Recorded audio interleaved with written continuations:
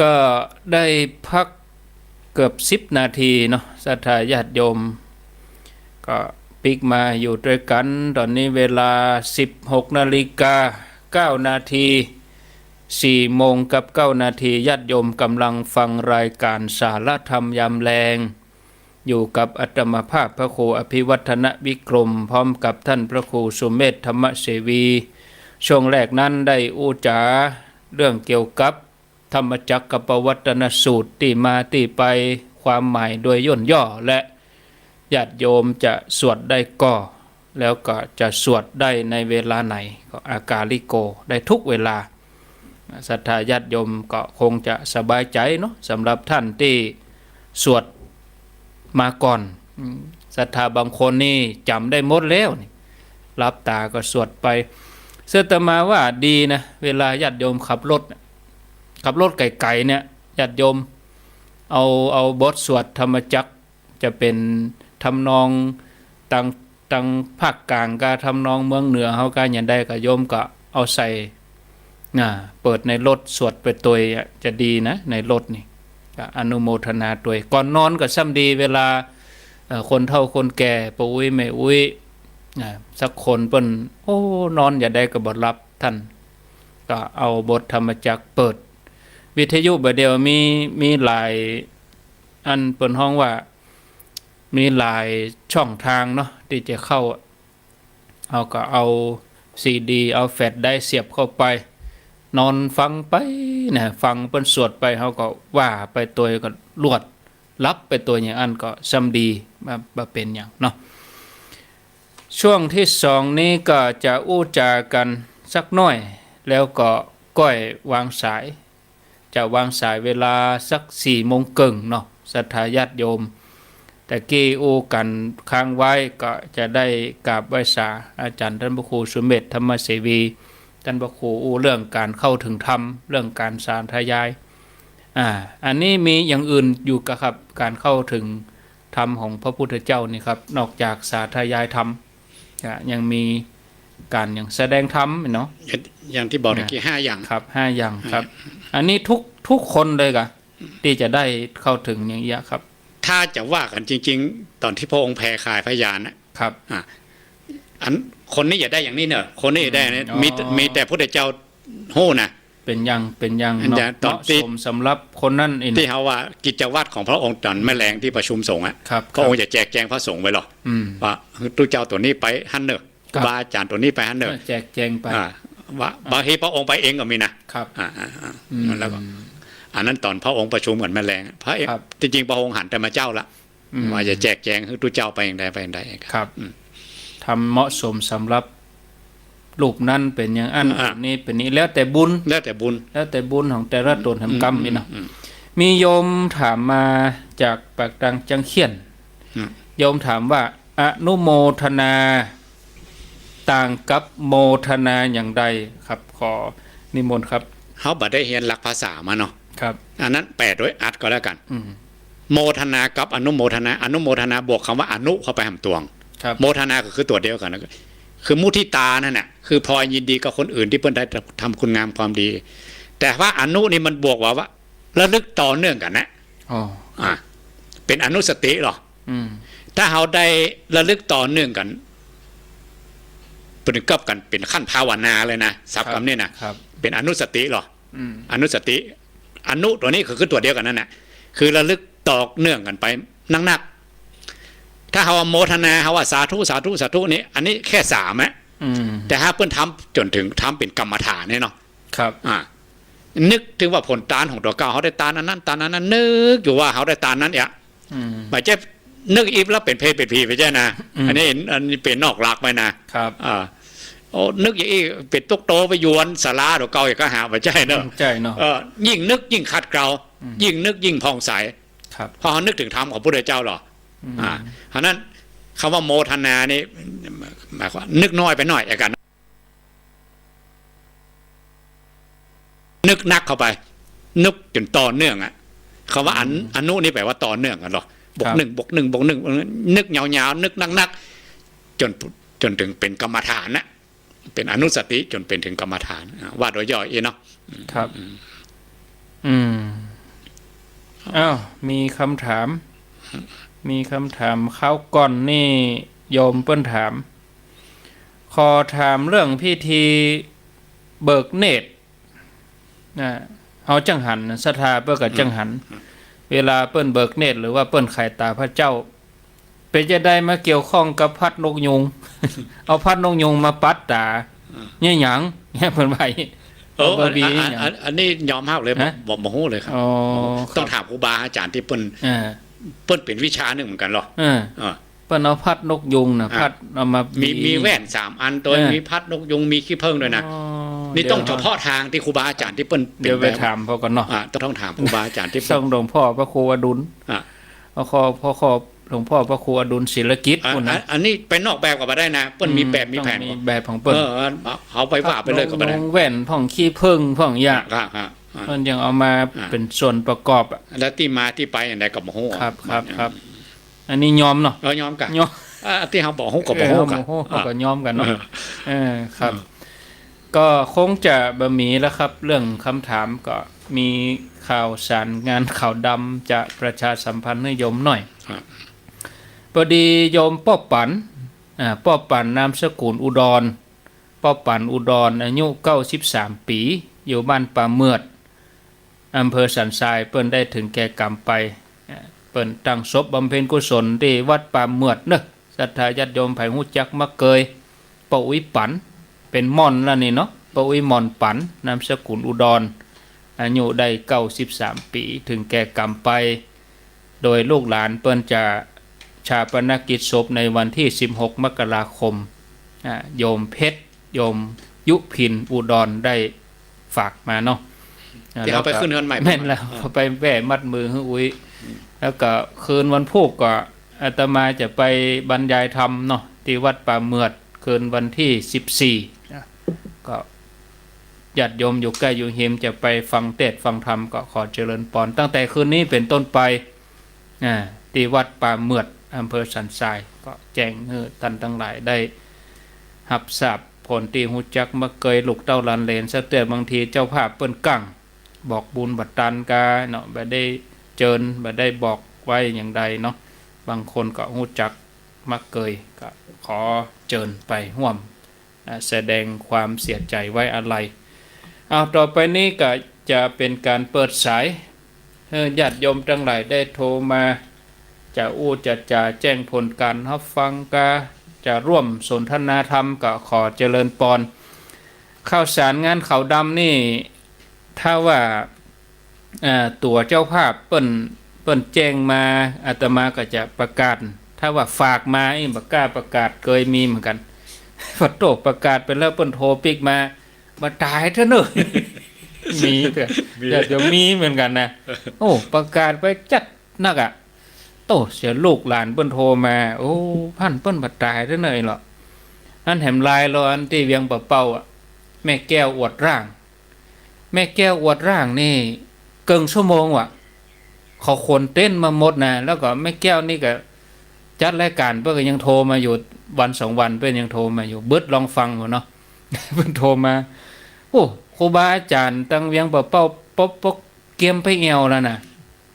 แม่แก้วถึงแก่กรรมไปแล้วเน้อหมู่เฮาอย่ามาอะไรหาง่อมหาเปิ้นเนี่ยแฟนคลับได้เนาะแฟนคลับแท้ๆน่ะ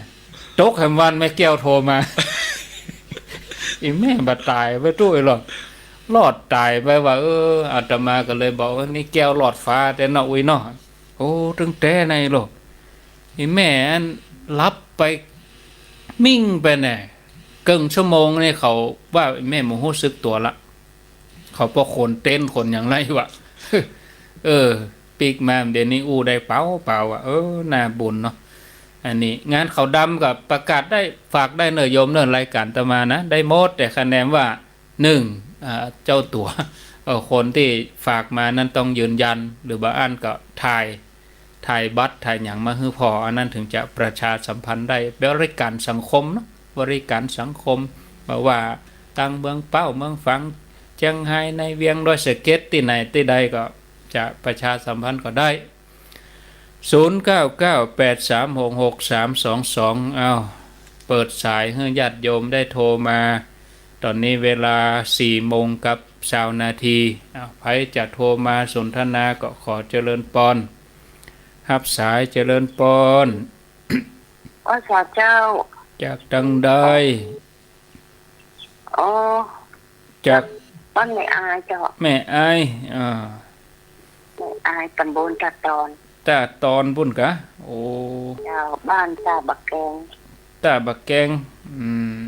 ฟังชัดดีเนาะชัดดีเจ้ามีคำถามก่อ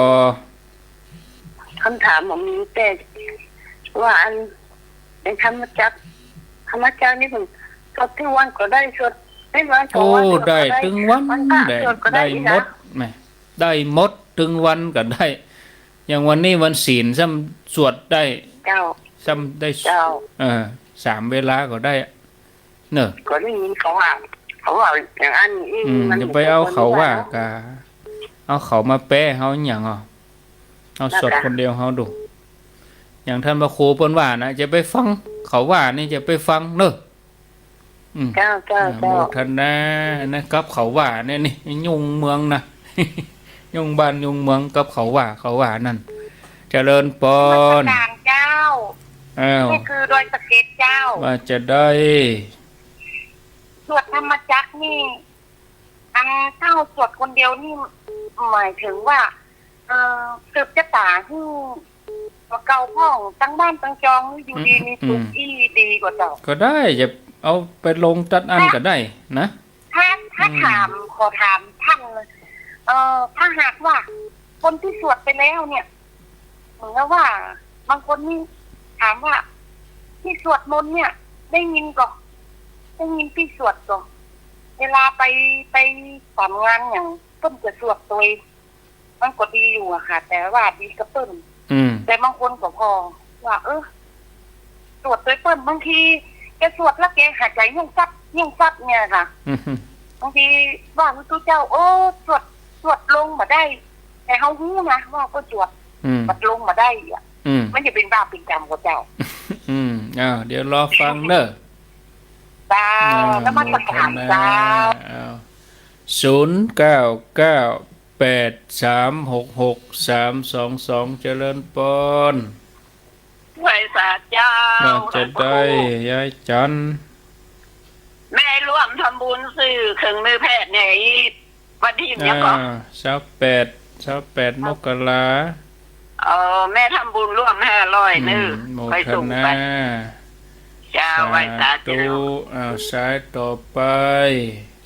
เจริญปอนสวัสดีเจ้าท่านพระครูแล้วก็พระครูอภิวัตรเจ้าจากบ้านหนองแฝกเจ้าหนองแฝกโดยสเก็ตหนองแฝกโดยสเก็ตกะ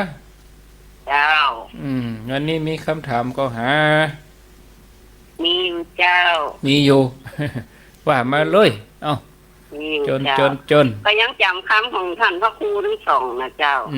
ของท่านพระครูอีมังสัจจวัจจังอธิษฐามีเข้าวชานะและลึกอยู่เสมอนะเจ้าแล้วก็สัพพะพุทธานุภาเวนะสัพพะธรรมานุภาเวนะสัพพะสังฆานุภาเวนะของท่านพระครูสุเมฆเนาะและลึกอยู่เสมอเจ้า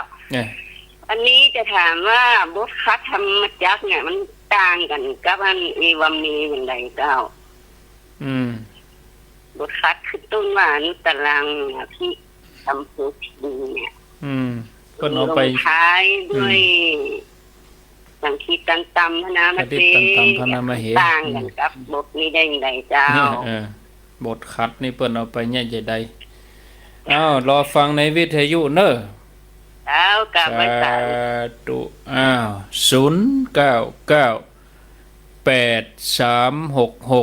0998366322มีเข้ามาจะสนทนาจะจะจาอยู่ที่ไหนไกลใกล้อย่างใดแจ้งผลการรับฟังก็ได้อยู่ด้วยกันแถมประมาณเกินชั่วโมงเนาะศรัทธาญาติโยมต่างเมืองฝางแม่อายชัยประการพุ่นกะติดตามฟังที่ FM 100.25 สถานีวิทยุคณะสงฆ์อำเภอฝางตั้งในหัวในเวียงจังใหม่โดยสเก็ตสันทรายแม่ริมแม่แตงในเวียงหางดงสารปีอันนี้ก็ติดตามฟังได้ที่ 104.50 สายใต้มาก็ ฟังตั้งจอมตองก็98.75 สันปะตองแม่วางก็ตีวัดศรีปันเงิน 88.25 เนาะเจริญปอนสายที่ 5 เจ้าไว้สาเจ้าท่านพระครูทั้งสองเจ้า จากที่ไหน ปักโก้ยสุพรรณเจ้า ปากกล้วยว่าจะได้แม่ก้อยโอ้แม่ฟังตลอดแต่ว่ามัน ติดตามตลอดเนาะ วันนี้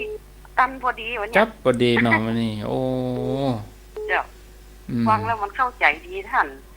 มันพระครูชูเมธนี่เป็นไขการดีหรอกดี วันนี้แม่ก้อยมีคำถามก็บ่มีเจ้าฟังเพิ่นดีเจ้าฟังท่านเทศนี่มาดึงหูหมดละเจ้าติดตามไปตลอดเนอะอนุโมทนาสายต่อไปเจริญปอนราชการเจ้าพระครูโทษจากไหน โทษจากไหนแม่นว่ามีความสุขเนาะวิแม่นยายพรก่อนนี่ยายพรหูยาวกะเขาจังมานูดนิดหูอยู่ก่อนยายพรมาไหนแล้วเก็บได้นักล่ะเก็บกำเซากะ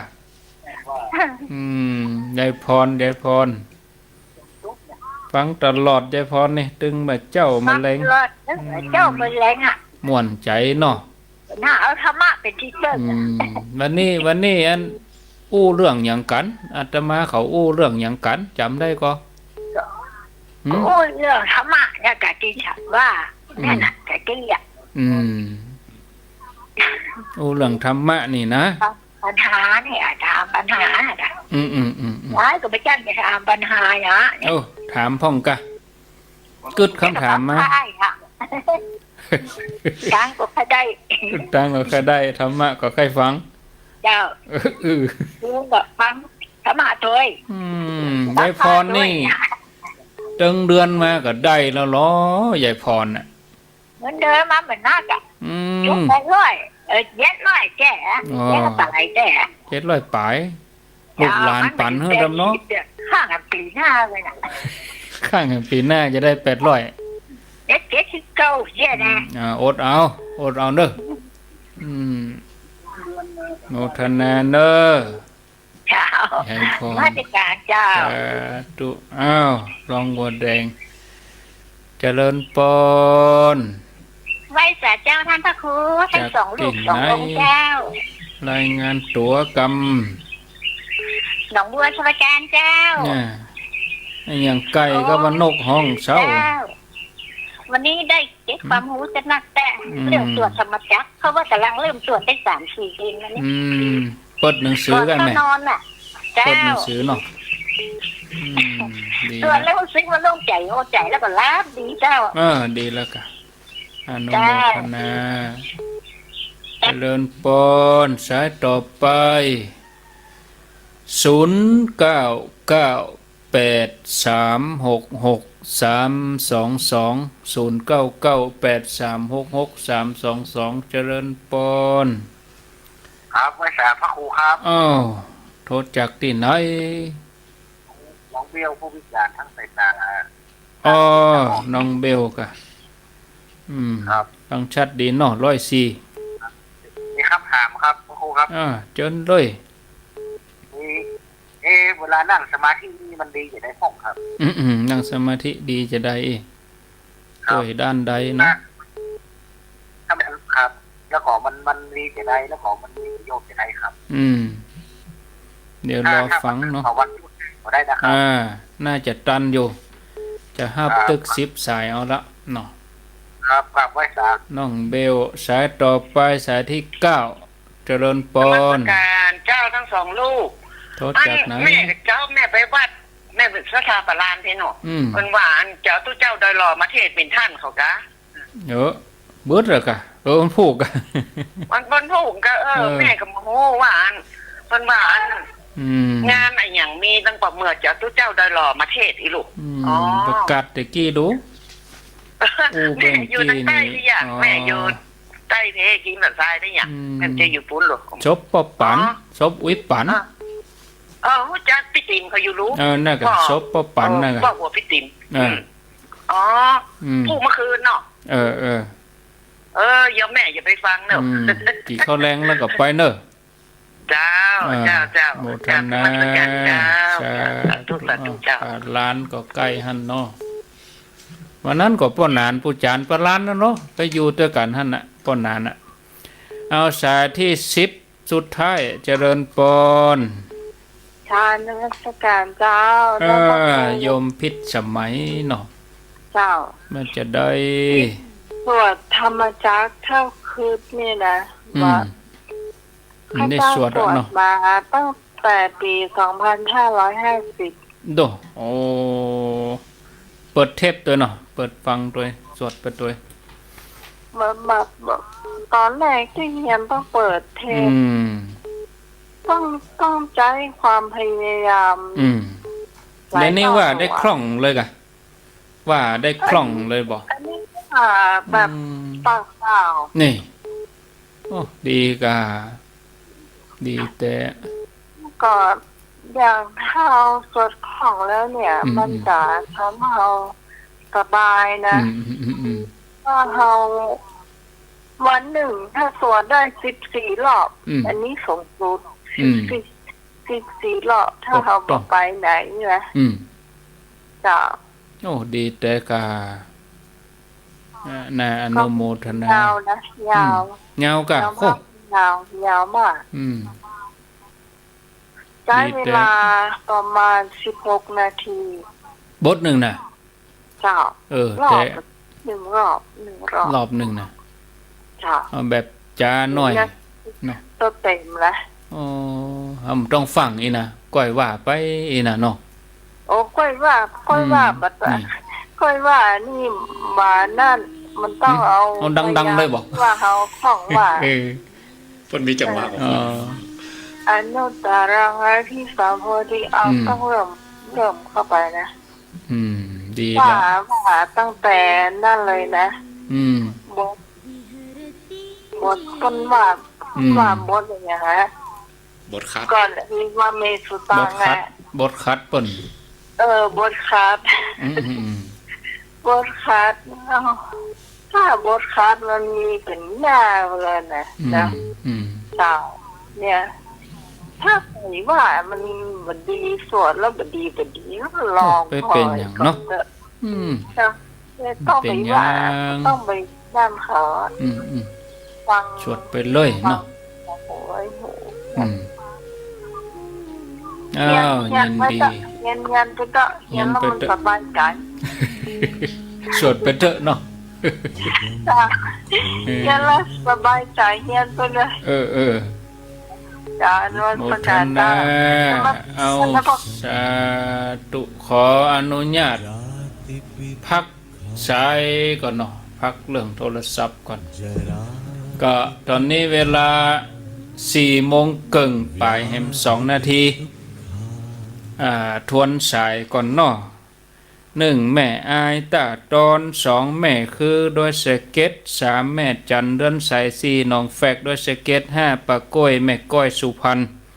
6ยายพรร่องบัวแดงสันกำแพง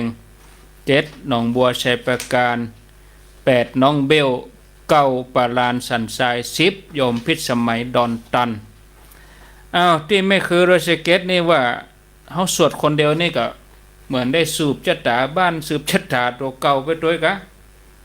เวลาเราไปงานต่างๆนี่เราไปหันพระเปิ้นสวดกาไปหันคนข้างๆสวดด้วยผ้ากาก็เป็นข้อสังเกตเนาะอย่างท่านพระครูว่าแต่เจ้าถ้าจะสวดดังเราก็ต้องพอบริบทสังคมเอาไปว่าดังแล้วคนข้างๆเปิ้นบอกว่าเพื่อจะพอหน้าเฮาเฮาใช้สวดเฮาก็สวดในใจเอาถ้าเฮาสวดเฮาก็เอาเต็มที่เขาก็มาสวดบ้านนะเพแต่ถ้าสวดตีงานต่างๆถ้ามีเปื้อนมีเจ้าหมู่มีคนว่าด้วยเขาก็ว่าด้วยอันนั้นก็บ่เป็นอย่างเนาะอันนี้จะมาลงต้นนี้ได้ว่าอาจารย์ธรรมจักรนี่สืบชะตาบ้านไปตัวสืบชะตาตัวเก่าไปตัวจะมาลงท่านนี้ได้ว่าบทสวดนี่ต้องโยงไปหาบริวารประโยชน์3ครับถ้าประโยชน์ปัจจุบันเนี่ยครูบาอาจารย์ผู้นึงสอนกันมาหรอครับ ถ้าอยากได้ยศเองนะสวดไปเด้อครับยศจะมาอันนี้ส่งของประโยชน์ปัจจุบันนี่นะครับถ้าอันนี้ส่งต่อไปตั้งหน้าอ่ะปรโลกไปตั้งหน้าเนี่ยจะเกิดในภพภูมิที่ดีอ่ะเพราะเป็นอนุสติหรอกบตกต่ำไหมกะครับอปฏิวัติยังแปลว่ามันหมุนไปตั้งหน้าหมุนไปตั้งหน้าคือหมุนไปตุซ้ำก็จะบัดถอยหลังธรรมจักรมอพระเจ้าประกาศไปแล้วบัดถอยหลังแล้วบำเพ็ญอยากจะขวางได้ด้วยนะสัจจะของพระเจ้ากรรมนี่หรอครับและคนที่เปิ้นว่าเฮียนของโลกให้อุปทานของมันมีหรอกเปิ้นว่ามันจะเป็นกาสะต้อนมาอันนั้นครับมันจะปปิกอ่ะคนนั้นคนไหนโดนใส่ของคนที่สวดธรรมจักรมันเข้าไปได้ว่าเนี่ยโดนธรรมจักรของพระเจ้าตัดพุทธหมดอะไรเงี้ยมันหมุนไปหมดอ่ะอันนี้ปัจจุบันนี่นะประโยชน์อย่างยิ่งอย่างที่ว่าบอกว่าสาธยายธรรมของพระองค์เนี่ยเป็นกรรมฐานหรอกเป็นธรรมานุสติกรรมฐานสูงสุดอะจนถึงก็ขั้นตัวพระเจ้าไปตัวเพราะนั้นถ้าอยากเอาประโยชน์แง่ใดกะแล้วแต่เฮาโบราณเพิ่นบอกว่าฝอยท่วมหลังจ้างว่าเนาะอันนี้ส่งที่เกิดอ่ะก็น่ารุ่นขนาดไหนอ่ะขอบอกวิธีท่องหน่อยเนาะวิธีท่องนี่จำให้แม่นเลยนะบอกพลาดสักตัวเลยนะเนี่ยจะได้ดีท่องวันละบรรทัดซ้ำไปซ้ำมาให้นะจนคล่องครับเขาเรียกว่า1บรรทัดวันพูกท่องบรรทัดที่2แล้วท่องบรรทัดที่1โดยครับเอามาปอกัน1วันนี้วันที่เขาว่าท่อง1จนคล่องเนาะวันพูกท่อง2ให้คล่องแล้วก็1อ่ะ1 2เองอ่ะพอวันที่3อ่ะท่องบรรทัดที่3ให้คล่องแล้วก็นับ1 2 3เนี่ยพอวันที่4ท่องบรรทัดที่4ให้คล่องแต่ก็ทวนเลย1 2 3 4 1 2 3 4 1 2 3เพิ่มขึ้นถึงวันแล้วก็ทวนหลังทุกครั้งครับอัน1แล้วก็1 2 1 2 3 1 2 3 4 1 2 3 4 5 1 2 3 4 5 6เลยครับย้ำคิดจะได้แน่นอนแล้วบ่พลาดสักตัวเดือนได้วะเดือนจำโอ้มัน150 60บรรทัดก่อนนะนับเดือนนี้ได้30บรรทัดนะกะได้จากครอบภาษาได้90ในภาษานะถ้าวัน2บรรทัดถ้าเราสามารถที่ท่องได้2บรรทัดเนาะภาษานี่จบเลยวิธีท่องอย่างเงี้ยแล้วบัดลืมแม่นสุดๆจำเข้าถึงหัวจิตหัวใจเลยละโอ้เท่ามาแล้วมาจำแล้วก็บัดจำก็ย่ำคิดย่ำทำแหละต้องว่าถึงวันว่าย่ำอยู่ฮะเจ้าเย็นเนาะเขาจะไปคิดโลกอ่ะเอาวันบรรทัดเอากำน้อยแล้วคืบหน้าไปติ๊กๆแล้วทวนหลังติ๊กๆตึงได้ถ้าไปเอาหนังสือมากลางว่ากำเดียวนี่กดโทษหนาใจเนี่ยเอากำบรรทัดจะไปคิดโลกนักเพิ่มว่ากินนักเต้านิ้วก้อยกินน้อยเต้าหัวไม่มืออันนี้ครูบาอาจารย์เวลาเปิ้นสวดมนต์เปิ้นสมัยโบราณเปิ้นเขียนติดประวัติกระดานชนวนเนี่ยบ้านเฮาว่ากระดานลบออกอย่างนั้นครับและขลังเพราะว่าเปิ้นว่าจิตสู่จิตครูบาอาจารย์สมัยก่อนเปิ้นเหมือนท่องเอาอย่างหนังสือสมัยนี้หรอเปิ้นเรียกว่าไปต่อหนังสือกับอาจารย์ไปเขียนบักใหม่ให้แฮมอันใดเอาจนได้อันเก่าก็เรียบแล้วก็บทพูกไปต่อกับอาจารย์อาจารย์อย่างคือทวนใหม่ทุกครั้งพอจบดีแล้วอาจารย์เขียนบรรทัดใหม่ให้แฮมไปท่องอันใหม่เนี่ยพอไปต่ออาจารย์ว่าอันเก่าอ่ะเอาท่องอันเก่าก่อนอันเก่าก่อนอันเก่าบ่คล่องบ่แม่นบ่บันบ่ต่อบ่บันจ้ะก็ดีเนาะอันนี้ยกตัวอย่างหลวงปู่เวลาให้ไปสอบอารมณ์เขานะอย่างไรพ่องวันนี้ทวนก่อนถามก่อนทานเขาถามไปแล้วเพื่อจะฟังอะไรหรอกหลวงปู่ฟังวันนี้หลวงปู่อย่างบ่ต่อเขานะแสดงว่าเขาบ่คืบหน้าเขาทำบ่แต้อย่างหนึ่งเขาทำแต้แล้วมันบ่เกิดสภาวะอย่างหนึ่งย้ำอยู่ฮะนะหลวงปู่ด้วยบ่ต่อเขานี่เคยเป็นปฏิบัติกับหลวงปู่เนาะหลวง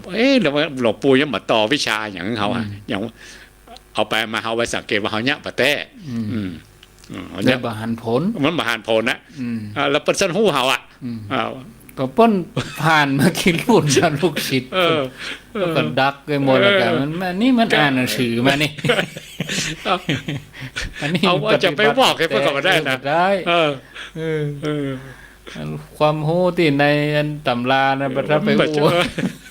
เอาวะไว้หันก่อน เอาไว้ก่อน ย่ เอาไว้ก่อน เอาย่องประตูพวกกันเนอะอย่า อันนี้ก่อน อ๋อครับ อันเนี้ย วิธีท่องธรรมจักรเฮ้ยจำเฮ้ยแม่นบอกพลาดสักตัวเลยนะ ได้เลย กี่หน้าก็จ้างแล้วกี่บรรทัดก็จ้างคือนับหนึ่งแล้วก็1 2 1 2 3 1 2 3 4ครับ คืบหน้าไปติ๊กๆแล้วทวนหนักดิ แล้วบทคัดนี่เนาะอย่างที่โยมหนองแฝกถามนี่เนาะ อนุตตรังสัมมาสัมโพธิงอนุตตรอันละแปลว่าผู้ใดเจ้าเป็นผู้เยี่ยมยอดที่สุดอะคำปริศบทนี้ก็เป็นอลัมพบท ไปขึ้นต้น ถ้าหนังสือก็เรียกว่า คำน คำนำอลัมพบท ำก่อนจะเข้าสู่เนื้อเรื่อง อ่า เนาะ อ่า แล้วก็โกทันยังนั่นคือสุดท้ายสรุป อัญญาสีวัตโพโกทันโยนั่นสรุปย้ำขีดเส้นใต้ อ่า 2 คำ ที่จริงตัวย่อๆธรรมจักรคืออริยสัจใหญ่12บทนั่นแหละ ครับ แต่อันนั้นเป็นข้อปีกย่อยเป็นข้อเป็นว่าเรียกว่าอะไรก็ ครับ พารณาชักแม่น้ำทั้งห้าไอ้อะ ครับครับ อ่า ครับ อย่างปูพาไม่ไปขออัน พระชูโชกันหาชาลี ครับ ชูโชคเนาะ ครับ กับ เวสสันดร พระเวสสันดรโบมันอูโวกว่ะนะ ห้ำไป ห้า ห ม มดเลย เรียกว่าห้ามแม่น้ำทั้งห้า อ้อมเกี่ยวไปเกี่ยวมา อ่า แวดไปแวดมาก่อนครับ เนี่ยผมไปบางทีผมเสียท่าสลาเองอะ ต้องห้ำก่อน โยนขจรจนหัว อาจารย์ให้เสียท่าสลามาเนี่ยเขาอีดูก่อนเนาะมันห้ามสปะอะ ครับ จะโดนตุลุงนี่โหตุ่มไปแล้ว อินดูเขา เออ ครับ อันนี้เรื่องบทคัดคือ บบ ทเริ่มต้น เปิ้นจะอารัมพบทว่าอันนี้สงส์ เขาจะสวดตัวได้ก่อน อ่ะ สวดตัวโดยก็ได้ก็ ได้กันนะเอา อ๋อบ างทีครูบาอาจารย์บอกว่าฮึหมดก็มีกันนะ ว่าหมดเลย เป็นอารั จั ม งเวลาไปร่วมงานเปิ้นสวดภาคกลางเปิ้นจะฮือตนเดียวนะ ตอนเดียว ว่าบทคัดนี่นะ เอื้อนเสียงขนาดเนอะ อ่า โทษแล้วทีนี้ก็รูปต่อไปก็รับเอวาเมสุตังไปเลย ครับ เป็นอารัมพบท อืม ยังหนังสือ ครับ อ่ะ อ่า เล่มถึงเล่มนะบน เกริ่นเปิ้นห้อง เปิ้นว่า เกริ่น เรื่องนี้จะดำเนินไปอย่างไร อ่า ที่จริง บทนำเหรอบ ทนำตัวเนี้ย บทคัดย่อ ว่าพระธรรมจักรปริตตันตามปนามาเหคือ ครับ พระปริตของพระพุทธเจ้าบทเนี่ยเปิ้นจะว่ากันไปตั้งใดเองอะ ครับ อืม อ้าวน้องเบลสายที่ 8 นั่งสมาธิดีอย่างใดได้ประโยชน์ด้านใด โอ้อันนี้บอกว่า เงา อันอย่างก็ อ๋ออั อันนี้ส่งฝอยท่วมดั่งจ้างมาน่ะ อืม สปะเขาจะเอาประโยชน์ด้านใดกันเนาะ ครับ อืม นั่งสมาธิ เป็นกรรมของพระพุทธเจ้าก็แล้วกัน ครับ ว่าสมาธินี้มีหลายระดับหรอก อืม ถ้าเขาทำขนาดนี้เหมือนตาจ้างเหมือนกันนะเคยหัน ครับ ตาจ้างจีนก่อน ครับ ที่สองข้างอ่ะ ครับ เขาได้ระดับนี้อันนี้ส่งไปคือขนาดนี้ อืม เปิ้นบักข้ามหรอก ครับ เขาย่ามอกใดเขาได้มอกใด ครับ อันนี้ส่งจะปิ๊กฮะมาเอามอกใดอ่ะ ที่ความเพียรนะ อืม อืม เปิ้นยุติธรรมนะครับ อ่า อืม อ่า อยู่ที่ความเพียรของเขา ความเพียรของเขาแล้วก็ ครับ ผลด้วยนะ อืม ผลว่าเขาได้ขนาดนี้เพื่อมอบให้ขนาดนี้เป็นรางวัลเหมือนกันดอก ครับ เพื่อจะมอบรางวัลให้ อืม สูงสุดถึงกับขั้นได้ว่าสัมโพธชงค์อะ ครับ เป็นองค์ของการตรัสรู้นะมีนะ อืม องค์ของการตรัสรู้เลยจะขาดมาได้ตัวนี้เองอะ ครับ เนี่ยสูงสุดถึงกับขั้นตรัสรู้ธรรมของพระพุทธเจ้าเลย อืมอันเดียวกันนะทำสมาธินั่งภาวนานั่งกรรมฐานนี่นะ อ่า เนาะ อ่า สมาธินี่ก็มี2อย่างนะ อืม สัมมาสมาธิกับมิจฉาสมาธิ อืม แต่อย่างของโยมที่ถามที่หมู่เฮาฟังธรรมะนี่ก็เป็นสัมมาสมาธิ อ่า คือการได้เจริญจิต มีสติควบคุม อืม ในอากัปกิริยาต่าง อืม ๆ แต่ถ้าเป็นมิจฉาสมาธิก็ยังหมู่ไปนั่งเล่นไพ่ค่ะ นั่งเล่นไพ่ดักรอจุดประทุษร้ายเปิ้นนี่ค่ะหมอบพันหมอบนี่เองค่ะนี่มัน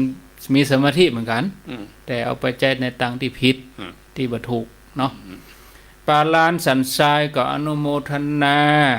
สายสุดท้ายโยมพิสมัยดอนตันก็มาฮื้อเหตุผลสนับสนุนเรื่องการสวดธรรมจักรปวัตนสูตรบอกว่าที่เขาว่าสวดแล้วบ่แปะก็สวดแล้วบ่ดีก็อันนี้โอ้บ่ถ้าไปเชื่ออีหรอกอันเขาว่านี่บ่ดีคะแนนว่าเฮามีความตั้งใจจริงที่จะปฏิบัติที่จะสวดก็โยมพิสมัยก็ว่าสวดไปเตอะโยมพิสมัยนี่เปิ้นใจความเปลี่ยนนะเปิ้นอ่านหนังสือยังเฮาตั้งหลายบ่ได้เปิ้นอาศัยการเปิดเทป เปิดเทปฟังไปแล้วก็สวดไปตัวเปิดฟังไปทุกวันสวดไปตัวจนประเดี๋ยวนี้กับสวดคนเดียวได้นี่อันนี้ก็ขออนุโมทนาด้วย16:45 นาทีก็อยู่ด้วยกันแถม15 นาทีเนาะญาติโยมจะพูดจาสนทนาก็ขอเจริญปอนโทรเข้ามาที่เบอร์0998366322ข้อเสริมที่แม่อยู่แม่แฝกโดยสเกตเนาะ ครับ แม่จำกรรมนี้ได้เฮ้ยอย่างนะอาจารย์ว่าแก ครับ อันที่โยมว่าของพระครูสุเมธบัจใจนะอันแม่เนอะครูบาอาจารย์เพิ่นสอนมา ครับ ครูบาอาจารย์ไผคือขอชื่อหลวงพ่อนั้นหลวงพ่อจำเนียน ครับ หลวงพ่อว่าเวลาเขาอย่าทำเนี่ยสักอย่างเนี่ยคือตั้งเป็นภาษาบาลีหน่อยก็เงื่อนต้นน่ะ ครับ อิมังสัจจะวาจังอธิษฐามิก็หมายความว่าเขาจะทำสิ่งนี้เนอะเอกะ อธิษฐาน คือเป็นสัจจะไป ครับ เมื่อเขาตั้งสัจจะอย่างเนี้ยมัน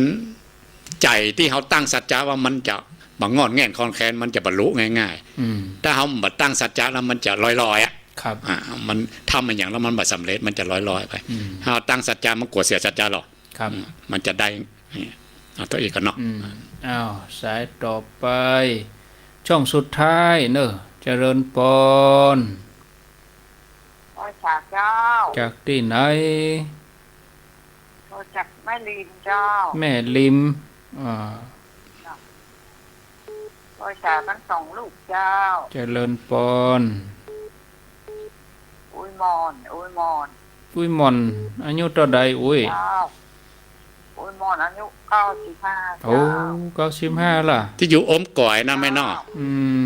แม่อยู่อมก่อยแล้วมาอยู่ในค่าย เนาะ จ่าดีจ่าดี โอ้ จ่าดีหูจะดีพ่อ หูก็ดีตาก็ดี จ่าดี ฟัง จะดีหาจะดี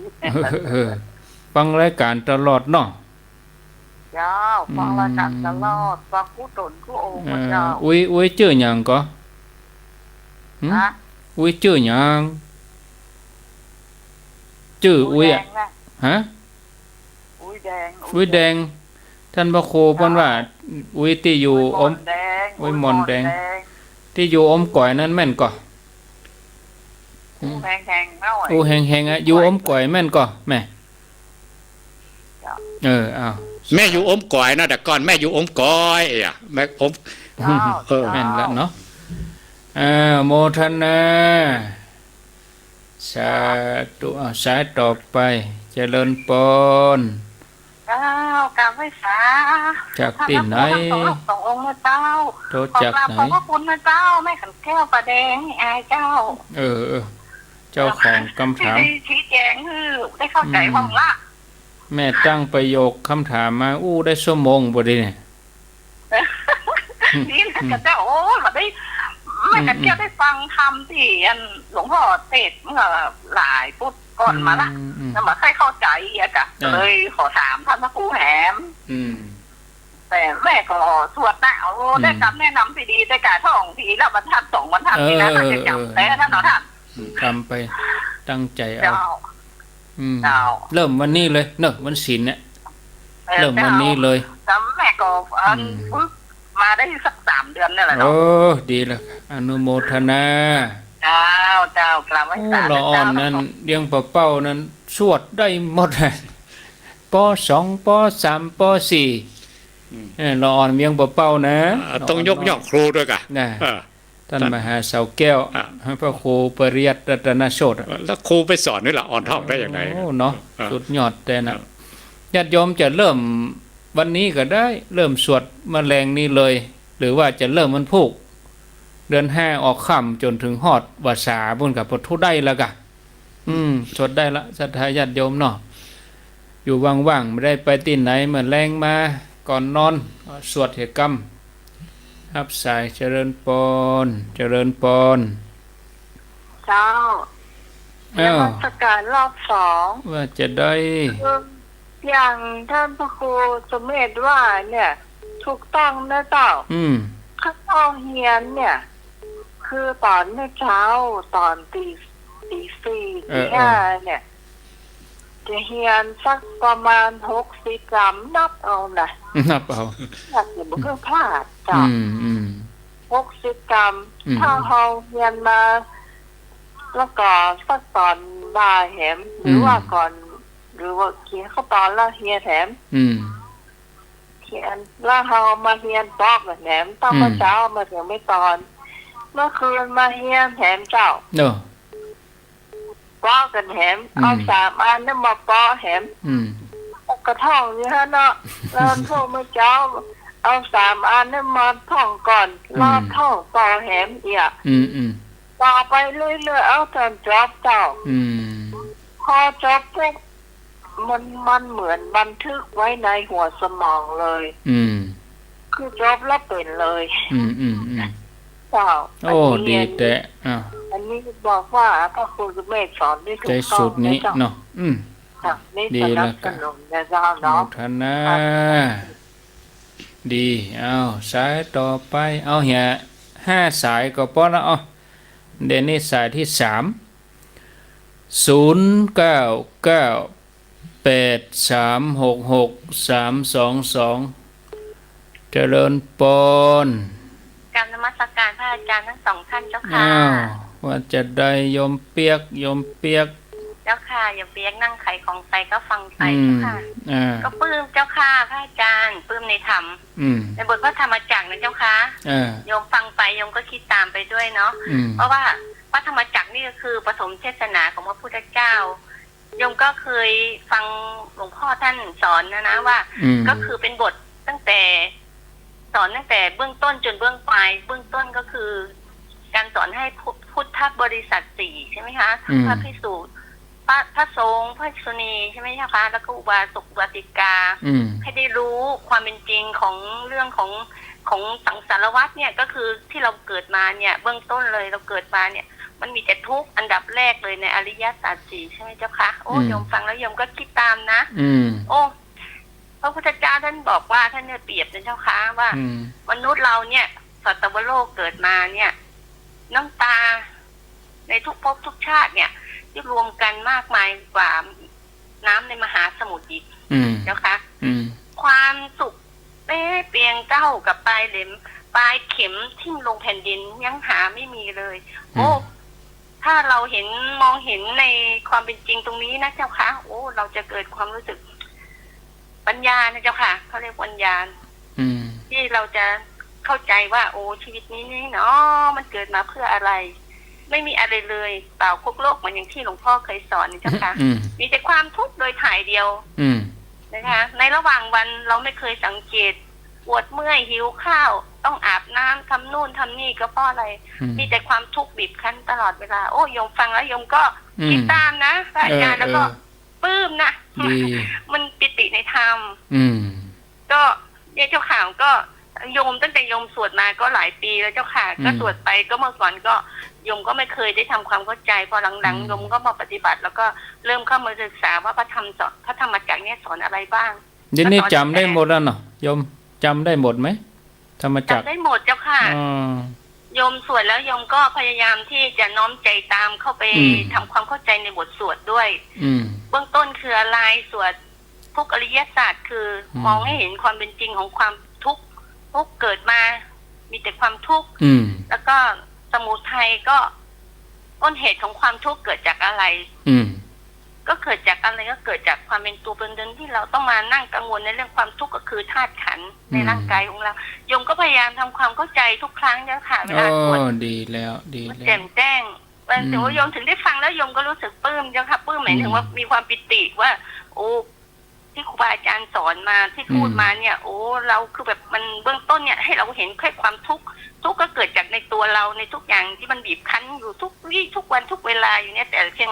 เราไม่ได้สังเกตแล้วเราไม่ได้ทำความเข้าใจจริงๆก็คือสัจจะความเป็นจริงนั่นนะเจ้าค่ะแล้วเราเข้ามามองจริงๆแล้วเราจะเริ่มเห็นแล้วเราก็สวดพระธรรมจักรควบคู่ไปแล้วเราก็ค่อยๆทำความเข้าใจไปจนถึงนู่นเนี่ยค่ะวิมุตติหลุดพ้นก็คือ1นิพพานเรายังไม่ต้องพูดถึงตรงนั้นเนี่ยเอาแค่เบื้องต้นให้เราเห็นทุกข์ก่อนเมื่อเราเห็นทุกข์ปุ๊บมันก็จะเห็นเส้นทางดำเนินของมันไปเรื่อยๆนะเจ้าค่ะแต่ จ้าค่ะโยมก็ โมทนา เจ้าค่ะ นะ อนุโมทนาบุญด้วยเจ้าค่ะพระอาจาร สา ย์ ธุก็แสดงความคิดความเห็นมาเอาสาย